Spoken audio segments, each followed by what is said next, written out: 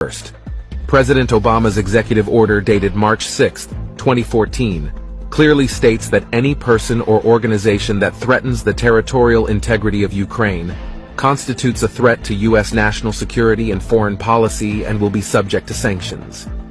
It does beg the question, in what way and why is the Ukraine considered a national security interest of the United States? It's a bit far from the U.S.-owned borders. Second, the UN adopted a resolution reaffirming the UN's commitment to Ukraine's sovereignty, political independence, unity, and territorial integrity within its internationally recognized borders. But according to a statement by UN Secretary-General Ban Ki-moon, a group of legal experts working under the UN Security Council concluded that Ukraine has not been properly registered as a state, according to the UN's demarcation of its borders since the collapse of the Soviet Union. The experts noted that Ukraine still lies within the boundaries of the Soviet Union's administrative borders, over which the UN has no legal jurisdiction. The EU actually supported this position. This conclusion, to say the least, raises questions about the legal basis of Ukraine's borders and sovereignty. Russia established the terms of Ukraine's independence based on Ukraine's membership in the Commonwealth of Independent States, the CIS Treaty. Russia has treaty rights on the question of Ukraine's borders, regarding areas largely populated by ethnic Russians, including Crimea, Donbass, and northern Kazakhstan.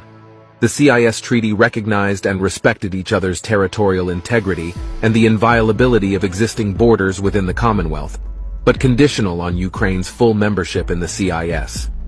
However, Ukraine did not sign or ratify the subsequent CIS Charter, which was agreed to in 1993, which means that Ukraine has never been a member of the CIS, having only the status of a founding state of the CIS.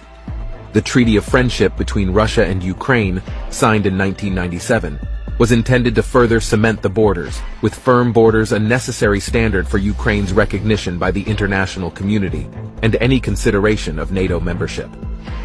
In September 2018, Ukraine announced its intention not to renew the treaty. The treaty consequently expired on the 31st of March 2019.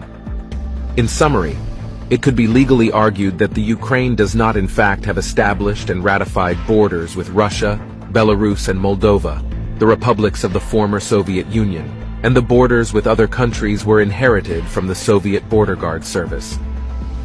Imagine, if you will, that Russia has international law on its side, and that the activities that the US and its allies has been conducting, with Ukraine as a proxy since 2014, are coming to light. We imagine that there is a whole bunch of corrupted individuals with a lot to lose that are now acting out in panic, especially if it would emerge, perhaps a little later, that like a Russian babushka doll, many more layers are yet to emerge, stemming from the same corrupt criminal structure, acting in the background, a proxy within a proxy within a proxy. This is how they've always done it, to act without being seen.